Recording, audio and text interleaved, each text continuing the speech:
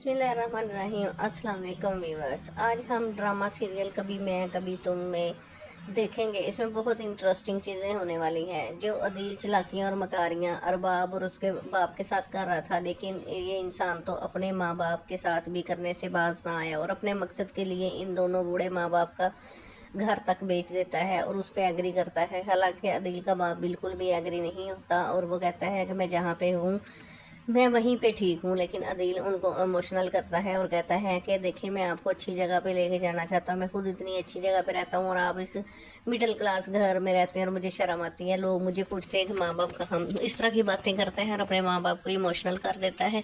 और बल्कि उसकी माँ बिल्कुल उसका साथ देती है और उसके बाप को भी कहती है कि नहीं, मेरा बेटा जैसे कह रहा है वो ठीक है, मैं ये घर सेल कर दूँगी। फिर अपने माँ बाप को ये भी इमोशनल कर देता है कि मुस्तफ़ा को भी उसका हिस्सा दे दें और सिद्रा को भी दे दें, मुझे तो कुछ चाहिए नहीं, मैं आप लोगों की भलाई के लिए कर रहा हूँ और मैं आपको एक अच्छा क्लिफ्टन में फ़्लैट लेकर दूंगा जो बहुत अच्छा होगा, जहाँ पे आपका लाइफ स्टाइल बहुत ज़्यादा अच्छा होगा और मेरे स्टैंडर्ड के मुताबिक होगा और मेरे घर के नज़दीक होगा। ये वो इस किस्म की बातें करता है। तो फिर उसका बाप मजबूर हो जाता है, वो कुछ नहीं बोलता, सेल करने के लिए तैयार हो जाता है। अदील आखिरकार अपने मनसूबे में कामयाब हो जाता है, अपनी माँ और बाप को इस चीज़ पे राज़ी कर लेता है कि हम घर को सेल कर देंगे।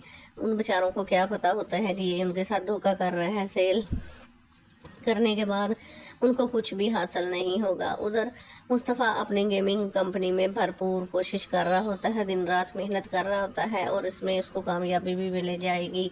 और अदील फिर अपने बाप को उस ऑफिस में ले आता है जहाँ पे घर को सेल करने के लिए वो तैयारी की होती है। वहाँ पे सारे लोग बैठे होते हैं और उसका बाप बड़ी मुश्किल से अपने अंगूठे घर के साइन करता है और वहाँ से बाहर निकल जाता है। उससे बर्दाश्त नहीं हो रहा होता कि वो अपना घर सेल कर रहा है, लेकिन उसको क्या पता था कि आगे जिल्लत ही जिल्लत है और दूसरों के घर में छोड़ देगा उसको। लेकिन उसके बाप को तो अंदाज़ा होता है कुछ ना कुछ, लेकिन फिर उसकी माँ नहीं मानती।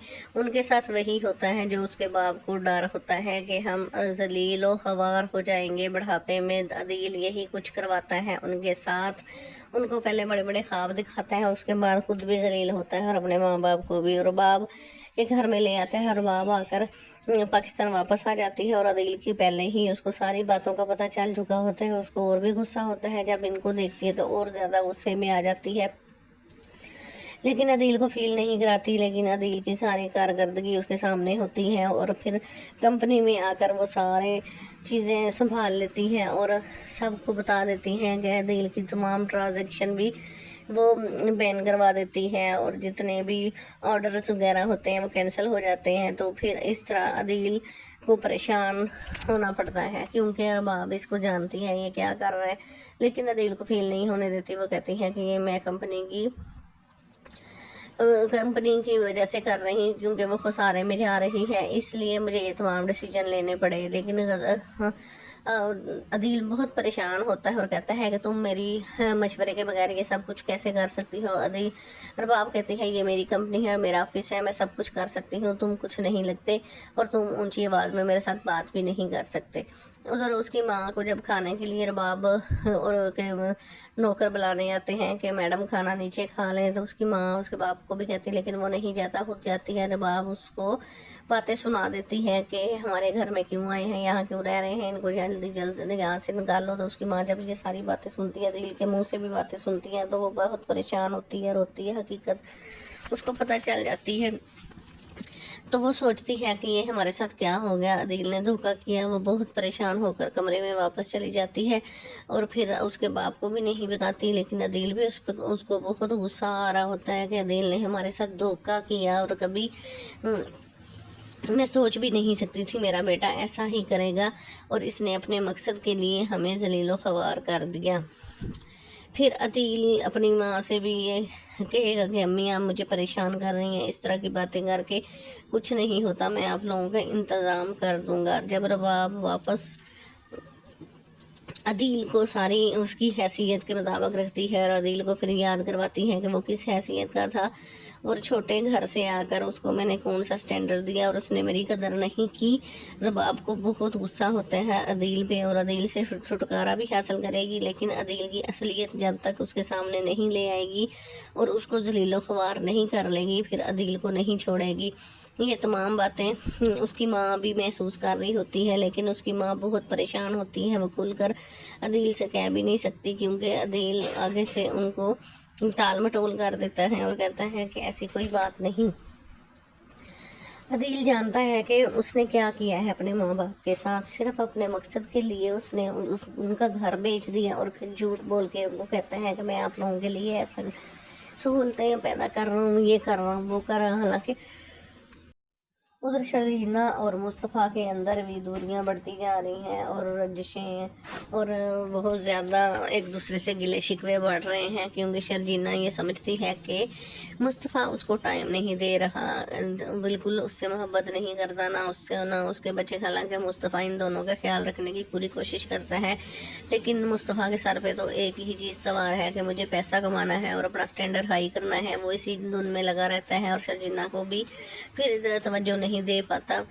تو اسی وجہ سے شرجینہ پھر یہی سمجھتی ہے کہ مصطفیٰ بدل گیا ہے، وہ پہلے جیسا نہیں رہا، وہ میری کیئر نہیں کرتا اور مجھ سے محبت بھی نہیں کرتا، تو مصطفیٰ بالکل بھی ایسا نہیں ہوتا، وہ حالانکہ شرجینہ کی تمام چیزوں کا خیال رکھنا اور کہتا ہے کہ ڈاکٹر کے پاس میں خود لے کر جاؤں گا، لیکن اپنے کام کی مصروفیت کی وجہ سے وہ پھر اپنا وعدہ پورا نہیں کر سکتا، تو شرجینہ یہ ساری چیزیں فیل کرنا شروع کر دیتی ہے اور شدت سے فیل کرتی ہے کہ ایسا کیوں ہو رہا ہے، مصطفیٰ نے مجھے یہ کہا تھا، مصطفیٰ نے مجھے وہ کہا تھا، وہ چھوٹی چھوٹی باتوں کو دل میں لے لیتی ہے اور مصطفیٰ کے بارے میں عجیب و غریب سے خیالات بنا لیتی ہے اور اپنے دل میں شک پیدا کر لیتی ہے کہ مصطفیٰ ایسا کیوں، اور اسی بات پہ دونوں کے اندر بحث ہو جاتی ہے، جس کی وجہ سے ان میں مس انڈرسٹینڈنگ بھی بڑھ جاتی ہے۔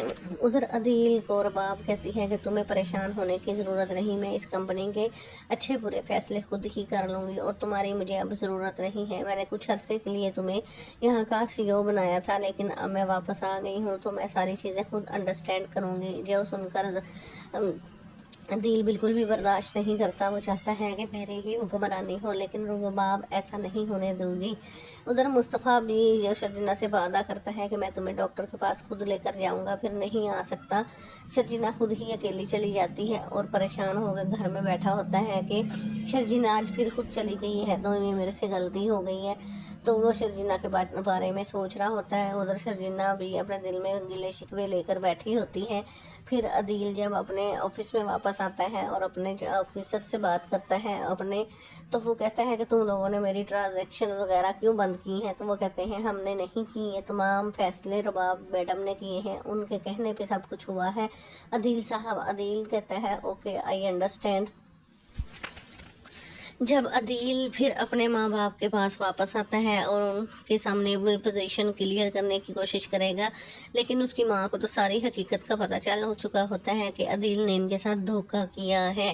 ادھر مصطفیٰ بھی بہت زیادہ پریشان ہوتا ہے، کیونکہ گیمنگ کمپنی میں ان کے جو کام چل رہے ہوتے ہیں وہ اتنے اسٹینڈرڈ کے نہیں جا رہے اس وقت، اس کی وجہ سے مصطفیٰ کافی ڈسٹرب رہتا ہے اور چاہتا ہے کہ جلد سے جلد یہ ہماری کمپنی رن کر جائے، اور جس کی وجہ سے مصطفیٰ دن رات اسی میں کام کر رہا ہوتا ہے اور شرجینہ کو بھی اگنور کر دیتا ہے، اور پھر شرجینہ یہ چیزیں سوچتی ہے کہ مصطفیٰ اب ویسا نہیں رہا جیسا تھا، تو مصطفیٰ اس کو کہتا ہے کہ ایسی کوئی بات نہیں، لیکن شرجینہ کو نہیں پتہ چلتا کہ وہ کچھ نہ کچھ کہہ دیتی ہے اور پھر مصطفیٰ پریشان ہوتا ہے۔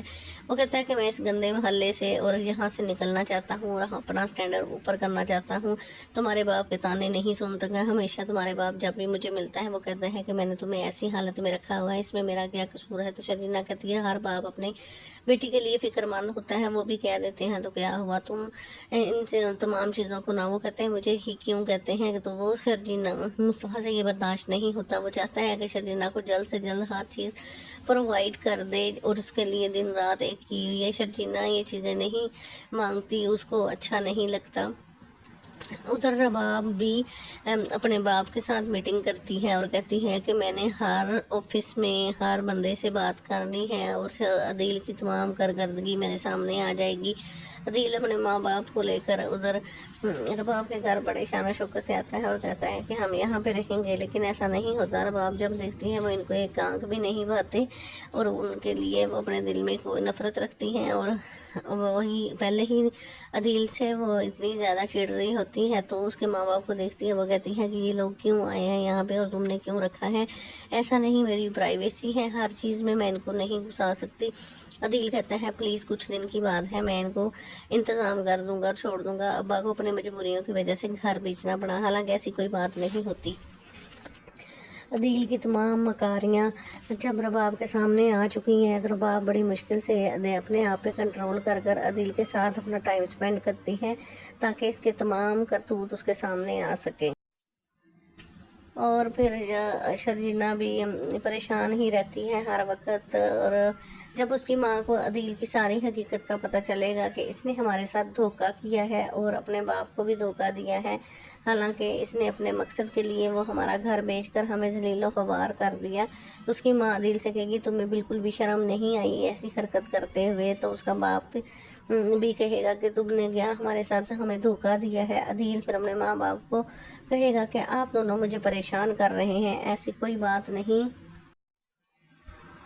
और फहद भी अपना मुस्तफ़ा भी उसके साथ बहुत ज़्यादा उलझ जाता है, और अदील फिर परेशान होता है और कहता है कि रबाब का इस तरह से वापस आ जाना और तमाम अकाउंट को फ्रीज़ कर देना ये बिला वजह नहीं है, इसके पीछे कोई ना कोई वजह है। रबाब को सारी हकीकत का पता चल गया, लेकिन वो अपने साथ के जिस बंदे के साथ मिला होता है उससे बातें कर रहा होता है। और फिर जब शर्जीना अपना चेकअप करवा के आ जाती है, तो वो मुस्तफ़ा के साथ बहुत लड़ाई करती है और कहती है कि तुम सच कह दो कि तुम्हें ये बच्चा नहीं चाहिए। तो मुस्तफ़ा फिर गुस्से से कह देता है हाँ नहीं चाहिए, फिर मैं क्या करूं, ये बच्चे रखने के हालात हैं हमारे, किस जगह पे हम रह रहे हैं और तुमने ये कैसा फ़ैसला कर लिया।